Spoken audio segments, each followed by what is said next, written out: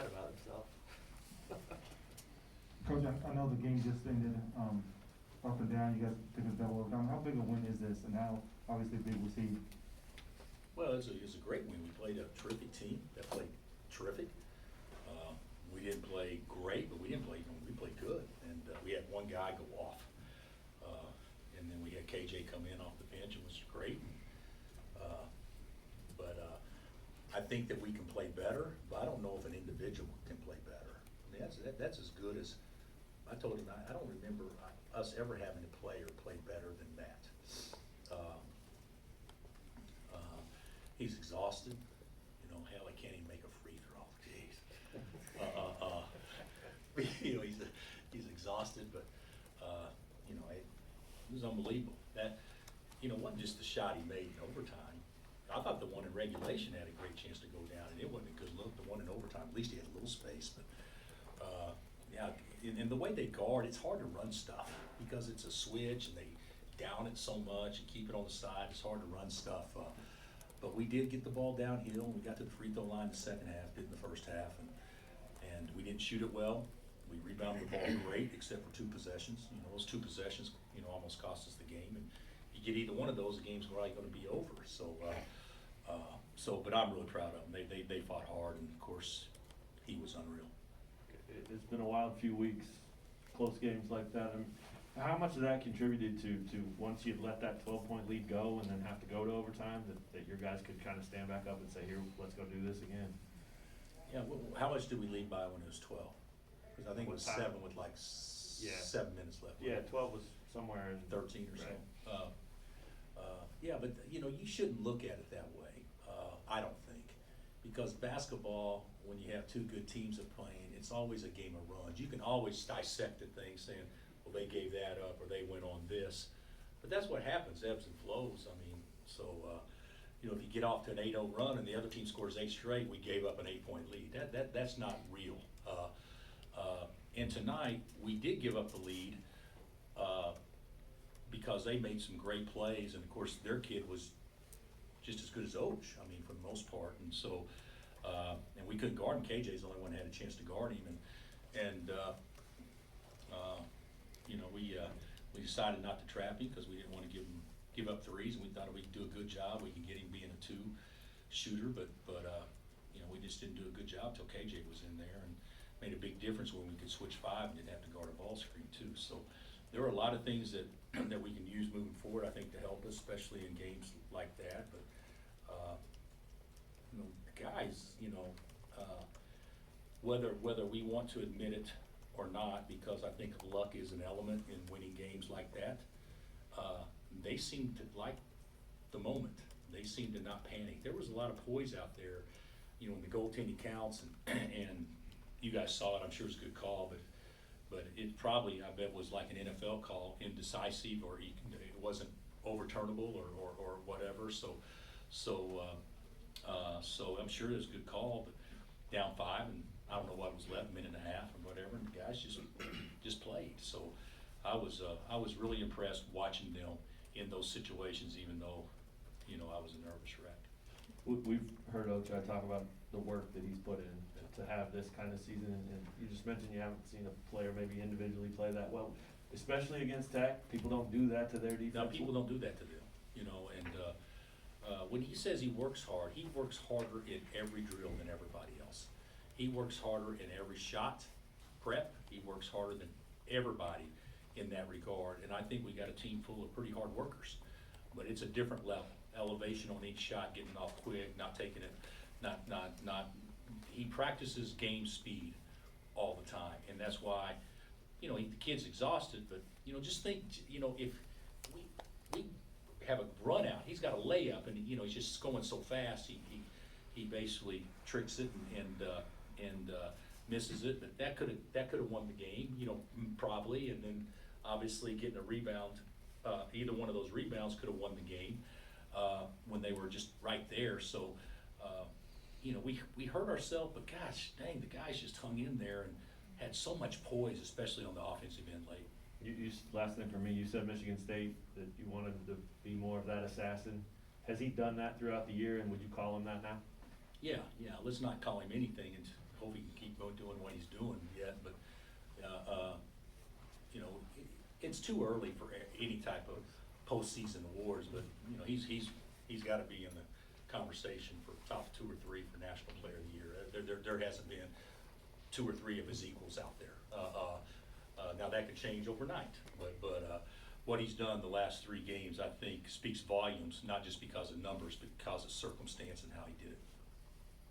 Coach, what do you think of Remy Martin's playmaking tonight, especially there in the first half? Yeah, I thought he did fine. You know, he made a couple of bad plays, obviously, but I thought he did fine. You know, he's having a hard time, you know, finishing, obviously, and a lot of those times, those plays lead to runouts or fast breaks the other way. But I thought Remy did fine, and you know, if you look at he and Juan's stats together, which basically, other than about 3 minutes, they didn't play together.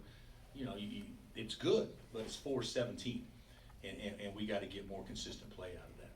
Any reason why Remy wasn't in the game down the stretch or in the overtime period? I don't want to be negative, but who would he go in for? I mean, we need to rebound the ball. So I didn't think it was a time that you play 2 little points. So. Bill, you know you have one day prep for this. How many kind of wrinkles and stuff did you throw at them to try to? We tried to set ball screens in the middle of the floor, and we didn't do a great job of it. But we didn't think we could score on the wing as hard as they downed it. So we thought they were useless, especially if they were switching 5. So we tried, and we did get some good baskets. Like Remy gave, was it David or Mitch, a layup off a middle ball screen in the second half. But I thought in the first half we missed the roll guy 2 or 3 times, especially early in the game when he's wide open. But I don't think we executed great. But I do think we scored it easier because there were more middle ball screens. And also the poise, you talked about the poise, but the shot that Och hits, you know, a number of times the guys could have just tried to jump up and hit something crazy, and they waited and waited and waited until he finally got that step. What did you think of that moment, and just the way they were guarding Ochai down the stretch, face guarding, and for him to still keep getting stuff? I thought the shot was the most impressive thing about it, but how nobody else looked to shoot it until he got a touch. And that wasn't anything I told them, but that was just something they did. So I thought that showed some intellect as well. Bill, KJ had mentioned the other day after the Iowa State game when he started that he knew from 2 days in advance when you told him he was going to start that game, so he took some time and prepared and kind of went through his preparation just in a more thorough way. Today he gets thrown in that second overtime without any kind of inclination he's going in and he's going to step in that spot, and he performs. Yeah. What does that do for him in terms of his mental approach, knowing that sure maybe he's got to prepare a certain way, but if he's called on, he can work his way through it? Yeah, well, it wasn't just a second overtime because, Sure. You know, he finished the first overtime and then he played key role to about the 4-minute mark or 5-minute mark in the second half, and then we decided to go with experience. But you know, what he gives is energy, and you know, people will talk about Ochai's shot and all those things, but maybe the second biggest play of the game was KJ rebounding Jalen's miss with 13 seconds left, or whatever it was, and he got that ball 1 against 2, and CB was able to run it down and get fouled. Those are the plays that he didn't get the rebound on paper. That was his board, and that was probably the second biggest play in the game. And it's instinct. Yeah, he's instinct, and he's also strong and can really jump too. So I think that helps. Also. What did you think of Tech's last possession after CB's free throws? I told the officials we were not going to foul, and then I told Juan to foul 13 if he crossed half court with the ball. Juan goes to foul 13, and he couldn't get to him. And so when he passed the ball, I think it was to Shannon, if I'm not mistaken, we were in great position to all the way sideline right there. So it was, we defended it perfect. We defended it perfect, and we actually did exactly what I wanted to do, but the only one that we were going to foul was 13. And there was really no reason to do that. The biggest reason is because I only told Juan. I didn't tell anybody else to foul. So since I only told Juan, I told everybody else just to play it out. Similar emotions to when K-State Pack missed the last shot of the game for you? I would say no. The K-State game was a bigger win for that game was more of a game I was proud to be a part of. So I would say not exactly the same feeling for me. Did you see the students sign, "Just load the wagon"? I did not. I saw a sign on the baseline, but I couldn't get everybody to sit down so I could see what it said, so, what'd it say? Just load the wagon? Yeah, so, that was pretty, everybody's been so nice to us, and I know everybody goes through similar things, and so many people have been through so much more than what I have or what my family has, so, but everybody's been so nice, and we are very appreciative to, all the well wishes and the thoughts and prayers, and I know my mom is, overwhelmed by it, so, that's very nice of everybody. Pretty chaotic at the end, obviously. I just wondered if Mark and you had any moments like you did with TJ and Iowa State when they were here, just laughing about. I just told him that was, league's hard, the league is hard. Yeah. That team we played in Manhattan, the first half, was a top 20 team. First half, that was a top 20 team. And their player was as good, maybe in the first half, as what Oach was tonight in the second half. I mean, he was that good for a period of time. So, yeah, the one thing that's frustrating, that it will be frustrating for us, is we could have put Marcus on Bryson. We could have put Marcus on Pack. We don't have anybody that we can put on. We haven't had anybody establish himself as a stopper yet, so something that we definitely gotta keep working on. How good will this break be between Monday and then not playing until Saturday? Yeah, it'd be good. It'll make, even though the Kentucky game, I said this earlier, big, huge game. Bigger to fans than it is to what we're trying to do. But a huge game. I mean, it's not gonna impact us on whether we win the league or not. And, maybe a seed line game, I don't know. But I'm excited about it. I love games like that.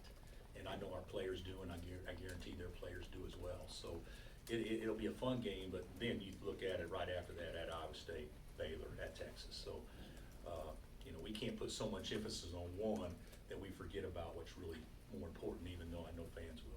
Can you give them some real time off the next couple days? I'm leaning towards giving them off till Thursday. Okay. Yeah. Yeah, wow. All right, Coach. Okay, thanks, guys. Thanks, Coach.